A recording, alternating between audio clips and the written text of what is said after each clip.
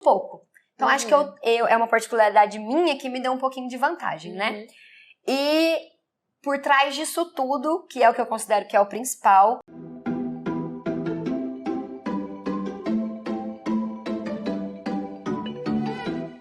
E quando você começou a operar, então, antes de vir pra cá, você estava operando o seu dinheiro. Isso. Tá? Você falou que você já estava tendo uns resultados consistentes. Mas antes disso, você chegou a perder dinheiro no mercado? Sim, difícil a gente começar e não perder, né?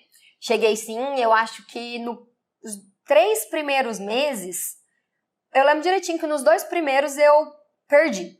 Foi pouquinho e tal, no outro ganhei um pouquinho, quase nada, ficou um 0 a 0 ali, e depois eu já comecei a vir numa sequência de meses positivos.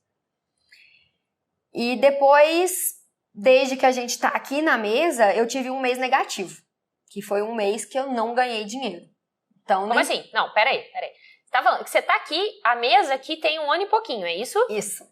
E aí você tá me falando que em 1 ano e pouquinho teve um mês que você perdeu dinheiro. Sim. Os outros pagou DARF. Sim.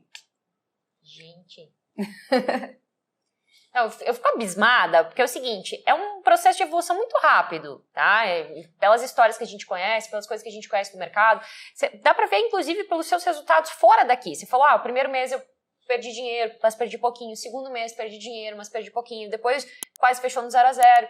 E aí, ao que você acredita que quais foram os fatores, na sua visão, que mais contribuíram para que você tivesse essa rápida, digamos assim, evolução? Eu acho que o principal deles foi eu aprendi a operar da maneira correta. Não só em questão de técnica, mas em questão de como ver o mercado, como lidar com o mercado, como gerenciar as minhas perdas e os meus ganhos. Foi um conjunto de técnica ao que eu atribuo, né, essa rápida evolução aí, um conjunto de uma técnica boa, que funcione, digamos assim, um gerenciamento de risco correto, eu até acho que eu tenho um pouquinho de facilidade nisso aí, por ser a questão emocional, pra mim, é mais tranquilo. Então, eu já tenho relatos de muitas pessoas que vêm, conversam comigo, falam, nossa, eu sou muito ansioso, então eu estopo a operação onde não é, muito problema aí, assim, no emocional, que eu, nesse tempo aí, desde que eu tô operando, senti muito pouco. Então, acho que é uma particularidade minha que me deu um pouquinho de vantagem, né? E por trás disso tudo, que é o que eu considero que é o principal, é ter uma pessoa que me mostrou o caminho correto e sempre esteve ali para me dar o suporte necessário. Falar, ei, você começou aí pelo caminho errado, volta aqui que a gente tem que consertar isso. Então, toda vez que eu tava começando a fazer uma coisa errada, o Fred já me mostrava. E eu já voltava pro caminho certo. O que é? Dá um exemplo. Você consegue dar um exemplo pra gente do que era fazer uma coisa errada nesse processo de evolução? Geralmente era, vamos supor, um dia. Comecei um dia ali negativo e aí eu ia ficava fazendo uma operação atrás da outra pra recuperar. Se eu tivesse, às vezes, sozinha ali, eu ia continuar fazendo isso por achar que não, eu tenho que operar pra conseguir recuperar. E aí eu falava, Letícia, quando você entrar num looping negativo aí, uma sequência negativa de trades negativos ou de dias negativos, não é correr atrás, não é essa gana aí, essa vontade de correr atrás para recuperar. É o contrário, é pisar no freio em vez de pisar no acelerador. Dá um tempinho, se for num dia, por exemplo, fiz os 3 primeiros trades negativos ali, dá um tempinho, sai, né, volta à tarde, ou nem volta qualquer coisa. Ou quando eu entrava em, tipo assim, uma sequência de 3 dias negativo, o que ele me falava? Você não precisa tentar recuperar esses 3 dias em um. Amanhã, vamos tentar ganhar menos do que sua meta. Por quê? Para recuperar a confiança, em vez de recuperar direto o financeiro, né? E eu falava, não, eu achava que eu tinha que recuperar o financeiro. Eu falei, não, amanhã eu tenho que fazer a meta para diminuir esses 3 dias de loss.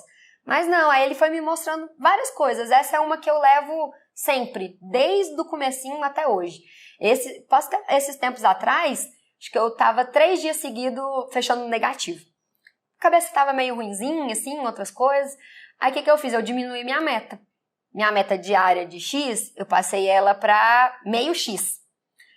Porque eu sabia que ia ser mais fácil eu correr atrás daquele meio X, recuperar um pouco e falar, ganhei hoje. Atingi a meta que eu queria atingir. Amanhã eu venho mais tranquila pro mercado. Então, desde quando eu comecei até hoje, eu venho utilizando várias diquinhas que ele vem me dando. Quando você começou no mercado, a sua pretensão, então, era fazer disso uma profissão? Era. Sempre foi. Sempre foi. E assim, você, quando começou, você já falou assim, perdi pouquinho. Então, se você perdeu pouquinho, você começou operando com uma mão pequena. Sim, com certeza. Bem pequena. O que você via? Qual que era? Você tinha um plano de como fazer uma evolução? Do que você estava buscando naquele momento? Qual que era o seu objetivo quando você começou a operar? Certo. Eu sou uma pessoa muito conservadora. Eu gosto de ter plano para tudo. Eu não sou daqueles que, deu vontade e saio fazendo. Tudo é bem planejadinho na minha vida. Então, eu comecei operando o mínimo. Eu comecei operando índice. E comecei operando com um contratinho. Meta de R$50 por dia. Para aprender, para pegar. Mas aí, logo depois, eu já passei para ações. Então, minha trajetória aí vem de ações. No índice, eu nem cheguei a evoluir muito. Eu já comecei a fazer aula com o Fred. A gente foi para ações. Então, e aí eu tinha esse planejamento. Falei, eu vou começar no simulador. Depois que eu tiver aí, no mínimo, era minha cabeça, eu queria ter no mínimo 3 meses de consistência no simulador para passar para a conta real. Era meu plano. Até que o Fred é um pouquinho mais arrojado que ele falou, não, Letícia, olha aqui, a gente já tem aqui um mês bem, você não fugiu do plano, tá tudo certinho. Vamos para essa real aí, não vamos perder tempo de simulador, não. Aí eu já fui. Mas com a mãozinha bem pequena, operando os lotes mínimos, stop diário, curto, era com perder 50 para ganhar 100. E você respeitava, assim? Sempre. Teve um dia que eu fugi do gerenciamento. Lembro direitinho. Na época eu tava tentando ganhar, meu stop era 100. Meu stop diário, né, era 100. E aí eu perdi 300. E aí, como é que foi? 3 vezes mais que o stop diário. Foi uma única vez na vida, eu nunca mais passei. Veio uma bronca. E foi por querer recuperar. Eu tomei um stop um pouquinho maior que saiu do 100. Virou um 120, 130. E eu falei, não. Agora eu vou recuperar isso aí pra eu voltar pra dentro do gerenciamento. Aí os 130 virou 300. Então foi uma vez pra nunca mais, aprendi. E voltando pro plano, comecei bem pequenininho, né? E eu queria fazer disso uma profissão, mas eu sabia, eu tinha formado.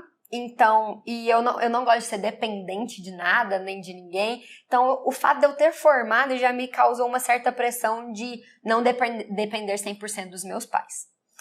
Então, na minha cabeça, eu falei, bom, eu não posso só estudar o trade nesse momento, porque eu preciso ganhar alguma coisa. E logo que eu formei, eu recebi uma proposta de trabalho.